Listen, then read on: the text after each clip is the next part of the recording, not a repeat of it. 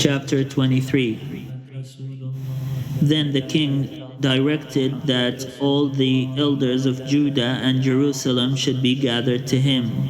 The king went up to the house of the Lord, and with him went all the people of Judah, all the inhabitants of Jerusalem, the priests, the prophets, and all the people, both small and great.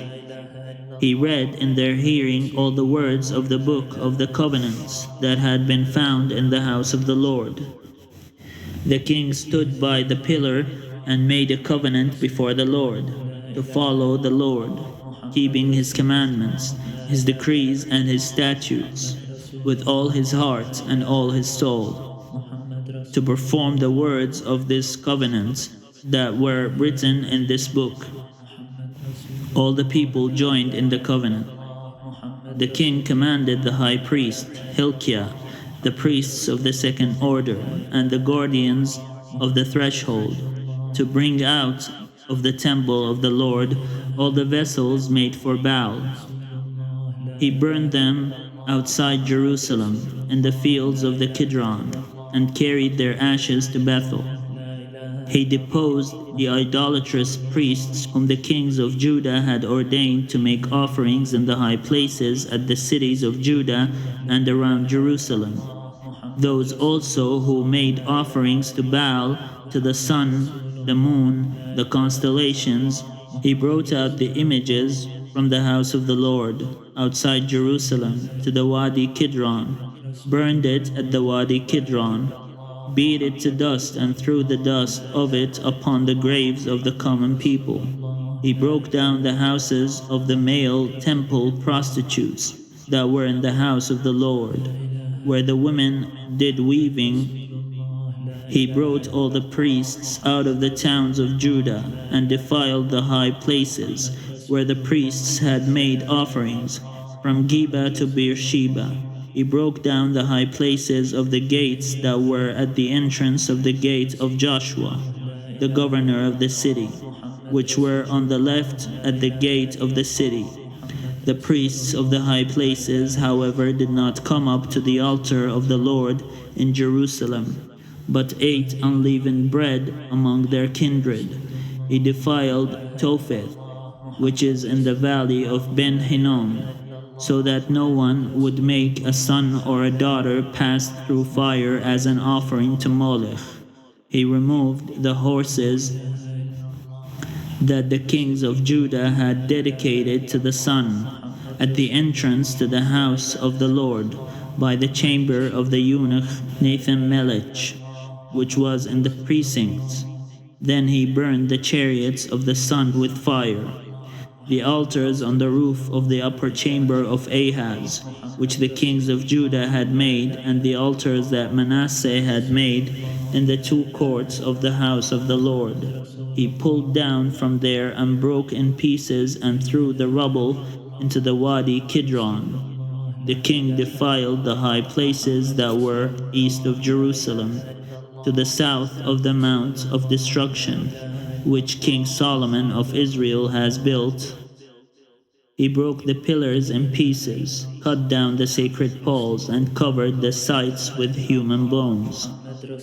Moreover, the altar at Bethel, the high place erected by Jeroboam son of Nebat, who caused Israel to sin, he pulled down that altar along with the high place. He burned the high place, crushing it to dust. He also burned the sacred pole. As Josiah turned, he saw the tombs there on the mount, and he sent and took the bones out of the tomb, and burned them on the altar, and defiled it according to the word of the Lord, that the man of God proclaimed. When Jeroboam stood by the altar at the festival, he turned and looked up at the tomb of the man of God who had predicted these things. Then he said, "What is that monument that I see?"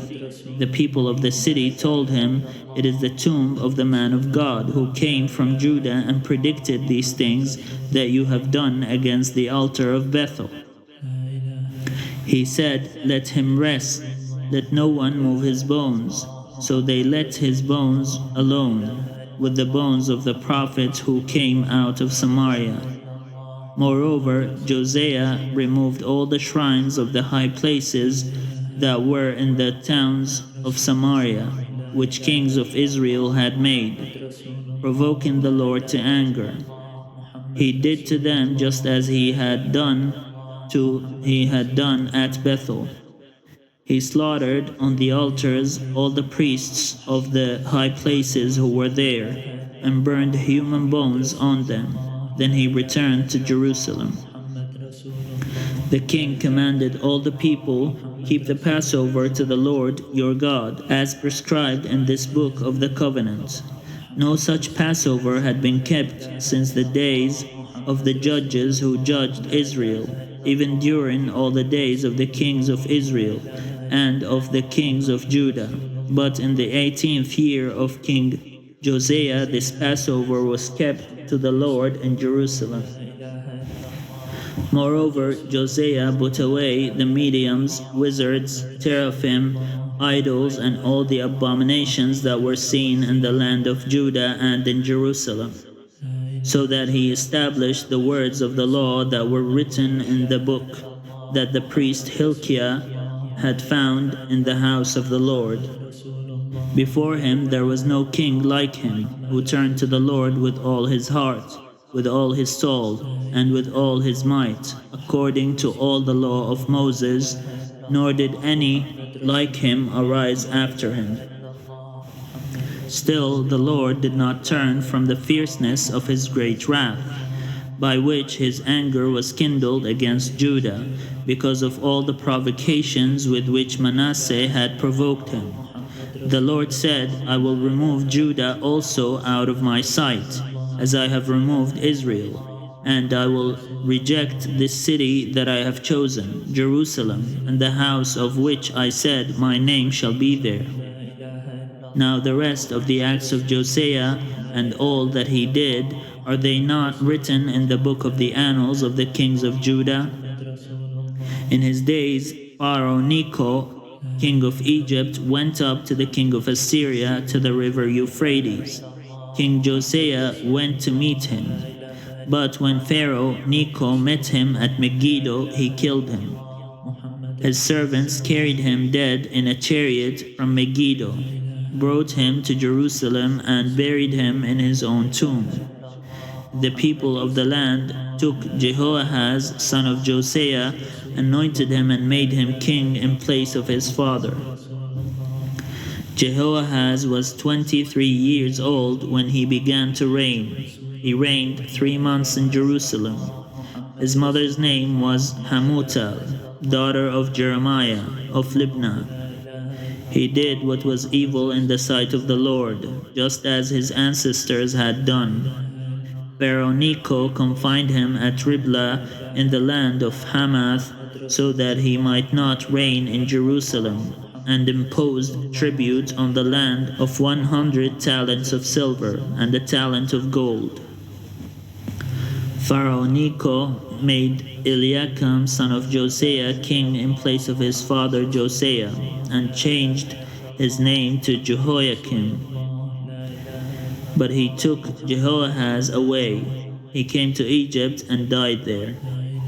Jehoiakim gave the silver and the gold to Pharaoh, but he taxed the land in order to meet Pharaoh's demand for money. He exacted the silver and the gold from the people of the land, from all according to their assessment, to give it to Pharaoh Necho. Jehoiakim was 25 years old when he began to reign.